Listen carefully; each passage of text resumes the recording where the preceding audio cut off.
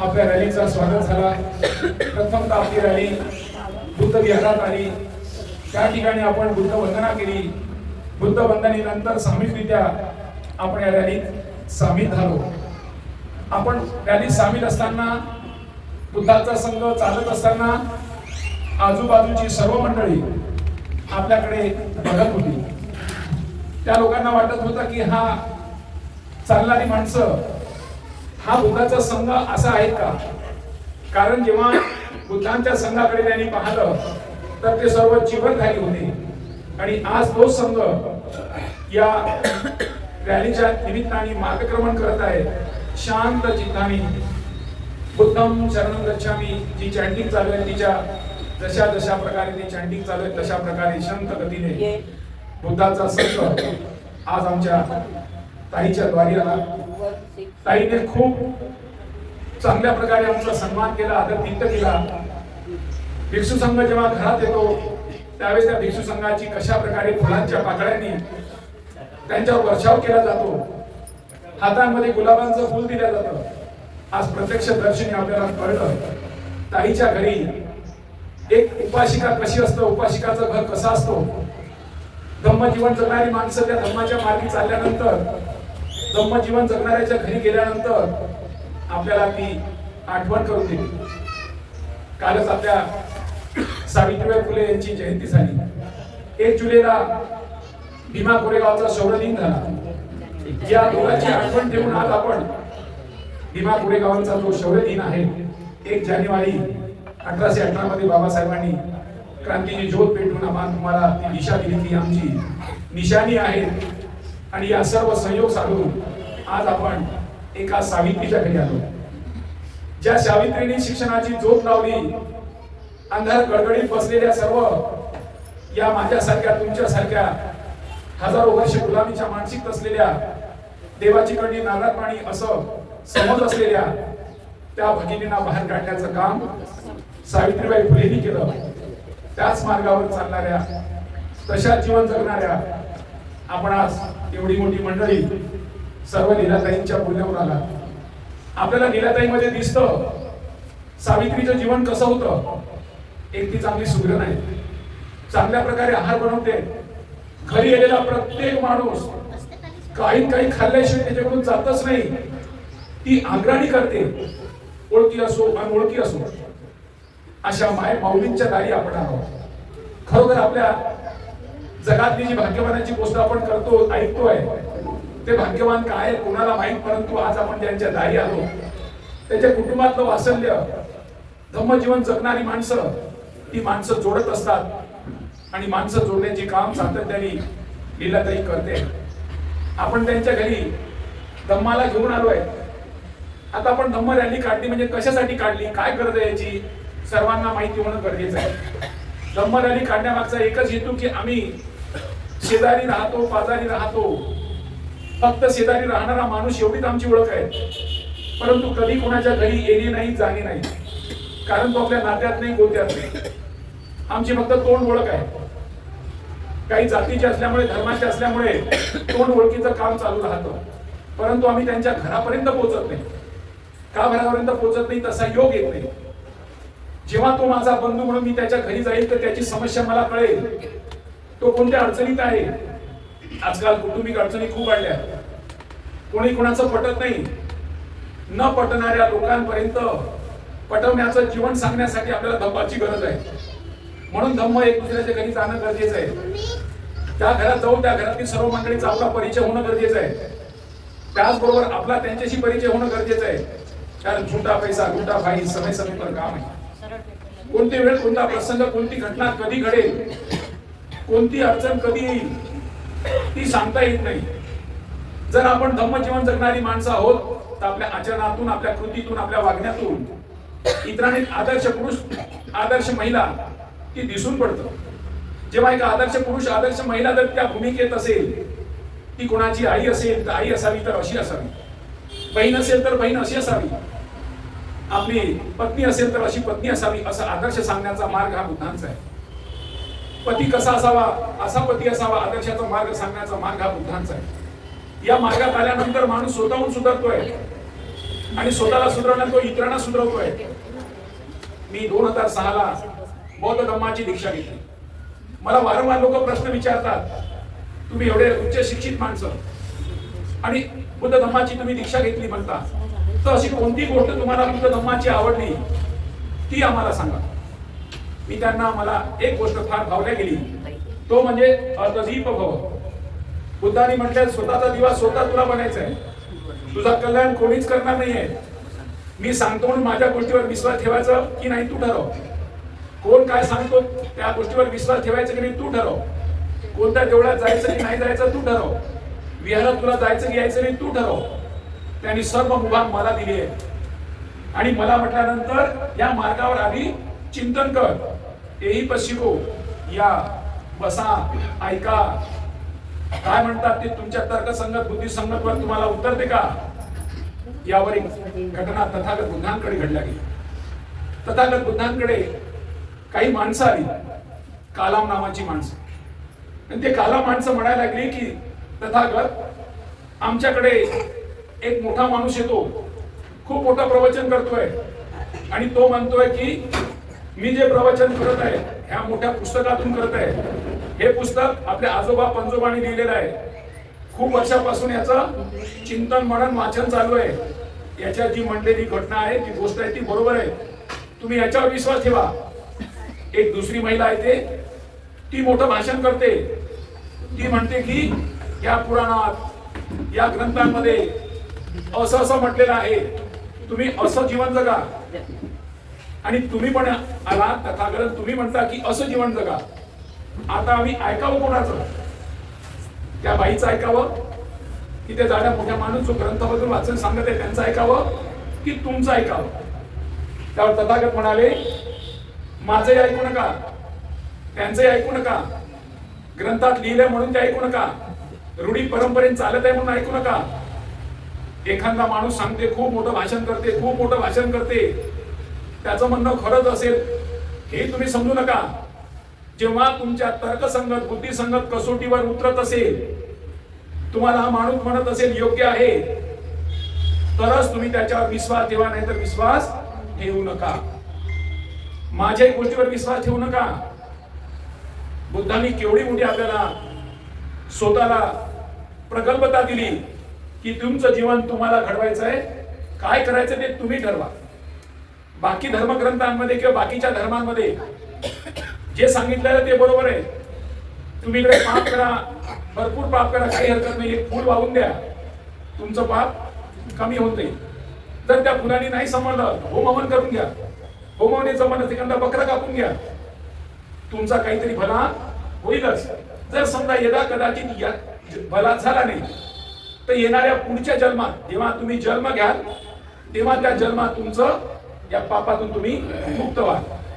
माणूस आशेवर जगतोय, त्याला वाटतं जर या जन्मात माझ्याकडून काही घडलं नाही तर उरलं सुरलं पुढच्या जन्मात. बुद्धांनी सांगितलं असं काही नाही. तुम्हाला या जन्मात सर्व काही गोष्टी करायचे आहे. तुमच्या समोर वेळ नाही.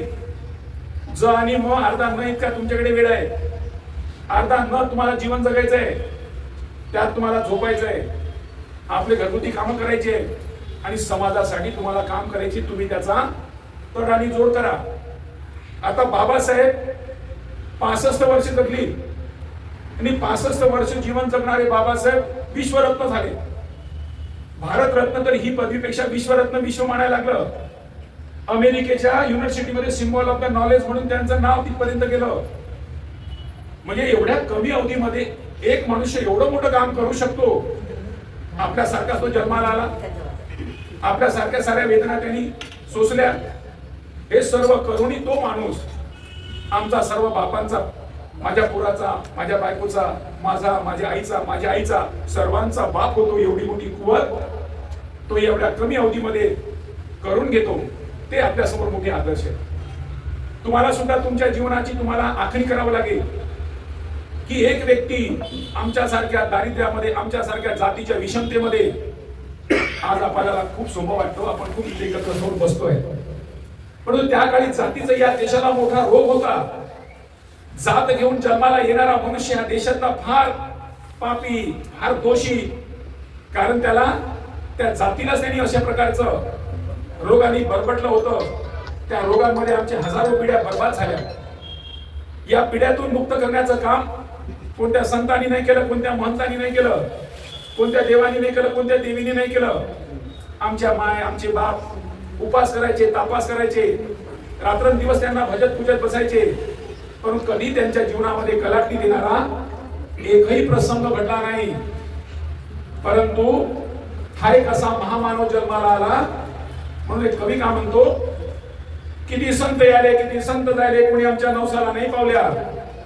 किती देवी आला, किती देवता आल्या, किती उपास केला, किती तापास केला, किती पूजा केल्या, अर्चा केल्या, परंतु एकही देव आमच्या नवसाला पावला नाही. एक भीम जन्माला माती गोठ्यात पेर दावला, कोटी कोटी कर्माची बळी उजळली भीमा तुझ्या जन्मामुळे.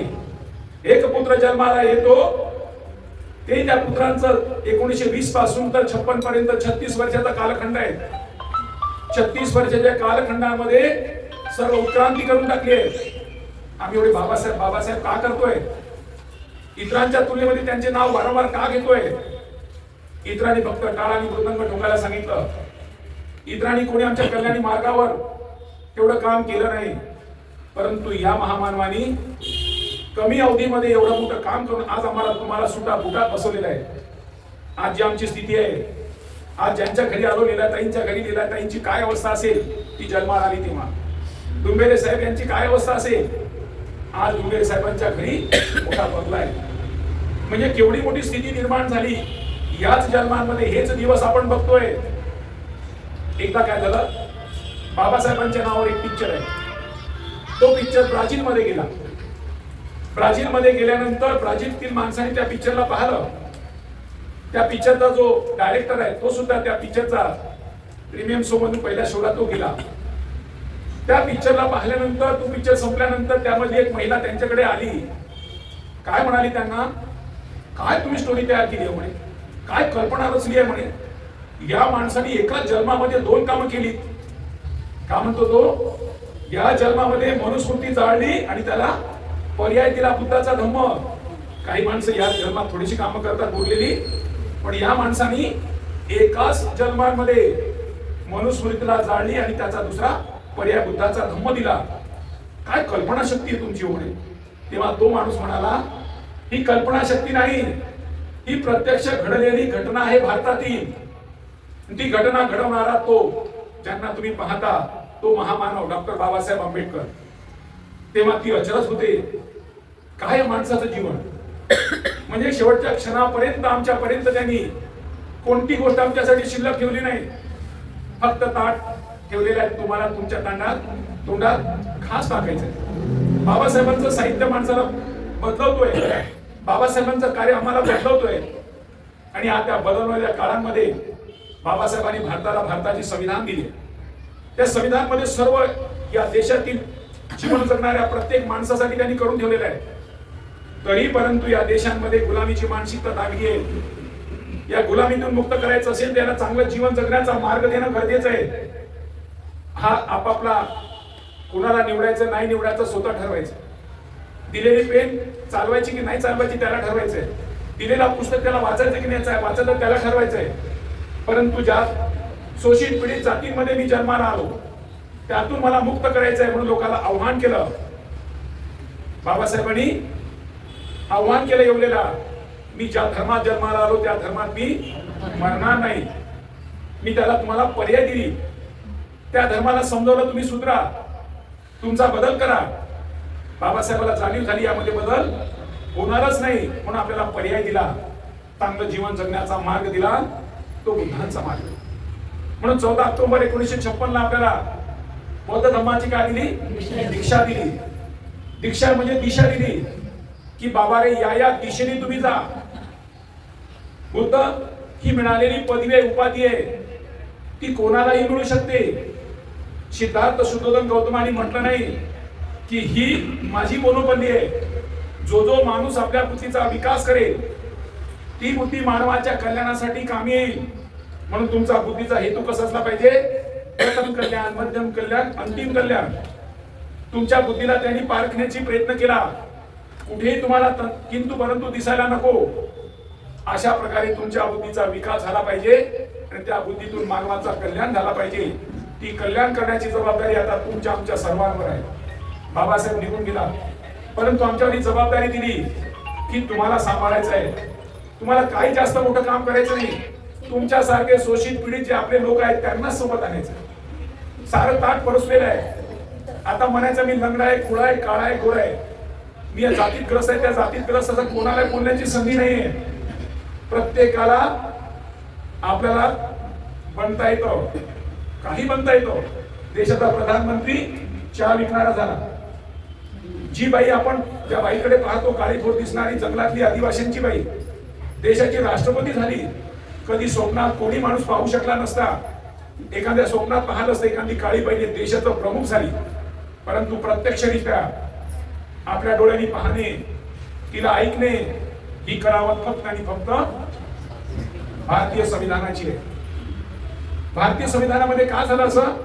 कारण जो माणूस शिलांचं पालन करतोय, जो शिलवान असतोय, त्या शिलांची लेखणी, शिलांचं बोलणं, शिलवान माणसाचं लेखणी चालत असेल, शिलवान माणसाचं पुस्तक असेल, शिलवान माणसाचं कृत्य असेल, आंदोलन असतील. बाबासाहेबांचे आंदोलन पहा तुम्ही, एकही अनसक्सेस झाली नाही. बाबासाहेब लिहिलेलं साहित्य बघा, त्या साहित्यामध्ये कोणी किंतु परंतु केलं नाही. आहे सर्व करण्याचं काम कोण करू शकतो? तो शिलवान मनुष्य करू शकतो. आपण ज्या मार्गावर येत आहोत ते शिलांसाठीच आहे. बुद्धांचा मार्ग शिलवान माणूस होण्याचा आहे. म्हणून आपण आल्या इथे ठिकाणी बुद्धम शरणं गच्छामी, धम्मम शरणं गच्छामी, संघम शरणं गच्छामी एवढं म्हणून संपलं का? आपल्याला 5 गोष्टी सांगितल्या. मी हिंसा करणार नाही. हिंसा करणार नाही याचा अर्थ मी एखाद्याला मारून खून करणार नाही. हिंसा काया वाचा मनाने सुद्धा, कोणाच्या शरीराने सुद्धा हिंसा होणार नाही. सब पाप सकर्ण म्हटलं आपण. मी कोणाला चिमटे घेणार नाही. तो अकुशल आहे, अकुशलच आहे. म्हणून मी तिकडे प्रतिज्ञा घेतली आहे, मी पालन करेल. मी हिंसा करणार नाही. हिंसेसाठी कोणाला प्रवृत्त पण करणार नाही, प्रोत्साहन पण करणार नाही. त्याचबरोबर मी मनाने पण नाही करणार. म्हणजे काया वाचा मनाने हिंसा करणार नाही असं तुम्हाला बुद्धांनी सांगितलं. हा मार्ग आहे. तुम्ही जर म्हणाल की मला हिंसा करायचं आहे, करू शकता. तुमच्यासाठी पोलीस स्टेशन आहे. पोलीस स्टेशन तुम्हाला, त्यानंतर कोर्ट कचेरी आहे, त्यानंतर सेंट्रल जेल आहे. म्हणजे जर तुम्ही दुष्कृत्य केली त्याचे परिणाम तुम्हाला भोगावे लागतील, तुमच्या कुटुंबाला भोगावं लागतं. तुम्ही तसे दुष्कृत्य न केल्यामुळे तुम्ही चांगले, तुमचं कुटुंब चांगले, तुमच्याकडे येणाऱ्या माणसाचं चांगुलपणा म्हणजे तुम्ही जर शिलांचं पालन केलं तर इतरांचं सुद्धा कल्याण तुम्ही करू शकता. अतिनदान वगैरे म्हणजे मी चोरी करणार नाही एवढ्याच झालं का? मी भ्रष्टाचार पण करणार नाही, भ्रष्टाचार करण्याला प्रवृत्त पण करणार नाही, मी त्याला मदत पण करणार नाही. आज देशांमध्ये जे काही चालू आहे, दिवसेंदिवस पाहतो अनैतिकता वाढत आहे. नीतिमान मुलं नाही, नीतिमान माणसं नाही, नीतिमान नसलेली माणसं त्या पदावर जाऊन बसली आहेत. त्यामुळे आज देशाचा, समाजाचा फार मोठा नुकसान होत आहे. म्हणून देशात, समाजात शीलवान माणसं निर्माण करायची अशी ती एकच फॅक्टरी आहे, ती बुद्धांचा धम्म. या धम्म मार्गी तुम्ही आल्यानंतर तुम्ही स्वतःला चांगली माणसं घडता आणि समाजाला सुद्धा चांगली माणसं देऊ शकता. म्हणून घरातील प्रत्येक स्त्री आणि पुरुषाची जबाबदारी आहे की हा धम्म माझ्यात रुजला पाहिजे, माझ्या परिवारात रुजला पाहिजे, माझ्या सगळ्या मित्रात रुजला पाहिजे. अशा प्रकारची भावना ठेवणे आणि या पंचशिलाचं आपण तंतोतंत पालन करणे. म्हणून आपल्याला शील बुद्धाचा प्रत्येक कार्यक्रमामध्ये पाहत असेल, आपण कुठेही कार्यक्रम असला त्रिशरण आणि पंचशील घेतो, त्रिशरण पंचशील घेतो. कशासाठी घेतो? की आपला शीलबळ वाढावं. अशा आपण शीलवान माणसं तयार होण्याची प्रक्रिया आहे. या प्रक्रियेतून आपण निघण्याचा प्रयत्न करतो. त्यामुळे आपण या धम्म रॅलीचं आयोजन केलेलं आहे. या धम्म रॅलीचा प्रत्येकाच्या घरी जावं अशी आमची अपेक्षा आहे. आपण सुद्धा सर्वांनी तयारी दर्शवायची की एक दिवस आमच्या घरी यावं. त्या घरी येण्यामागचा हेतू असेल घरातील, परिवारातील सर्व माणसाचा आपला परिचय व्हावा, त्यांचं घर आपल्याला बघता यावं. ताईच्या आता आपण इथे आलो, ताईचं घर बघता आलं, ताईची घरातील जी मंडळी आहे त्यांचा आपला परिचय होईल. तुम्ही सर्वांनी त्यांचा एक दुसऱ्याचा मोबाईल नंबर घेऊन घेणे, आपला मोबाईल नंबर त्यांना देणे, आपल्या जवळचे असेल त्यांना फोनवर बोलणे, चर्चा करणे. अशा प्रकारे आपण एक दुसऱ्याला मदत करून आपला धम्माचा हा संघ आपण पुढे वाढू शकतो, भाईचारा वाढू शकतो, मित्रत्व वाढू शकतो. या वाढवण्यासाठी आपण या धम्म आपल्या दारी या कार्यक्रमाचं आयोजन केलेलं आहे. आपण इतरांना पण सांगावं, येई पश्चिम या बसा बघा आणि आपण काय चांगलं करू शकतो ही करण्याची भूमिका आपल्याला घ्यायची आहे. आज आपण ज्यांच्याकडे आलो त्या लीलाताई डुंबेरे यांच्या परिवारांना मी विनंती करतो, त्यांनी आपला परिचय द्यावा. कारण मुळात हेतू तुमचा परिचय आमच्याशी व्हावा, नंतर ही सर्व मंडळी आपला परिचय देतील. त्यामुळे मी लीलाताईंना विनंती करतो आणि डुंबेरे साहेबांना सुद्धा विनंती करतो, आपापल्या जागेवर बसू. आज दिनांक 4 तारीख आहे. आज आपले डॉक्टर रमेश राठोड यांनी मला मागच्या संडेला सांगितलं की तुमच्याकडे रॅली घ्यायची आहे, आपली धम्म रॅली, धम्म आपल्या गाडी. तर मी म्हटलं ठीक आहे, आपल्याकडे घेऊया. माझं नाव लीला दीपकराव डुंबेरे आहे. आम्ही न्यू सुभेदारमध्ये राहते आणि मला सर्व माझ्या मैत्रिणी यांनी सर्व प्रोत्साहित केलेलं आहे, मदतीला आलेले आहे आणि सर्वांनी माझ्याकडे येऊन स्वागत केलेलं आहे आम्ही. तर धन्यवाद तुमचं. आणि सर्वांनी आता नाश्ता केल्याशिवाय जाऊ नका. धन्यवाद. जय भीम. माझं नाव दीपक शंकरराव डुंबेरे. नमस्कार दोस्तों, हमारे न्यूज़ चैनल न्यूज़ इंडिया को लाइक कीजिए, शेयर कीजिए, अनसब्सक्राइब कीजिए. हम मिलेंगे फिर. धन्यवाद.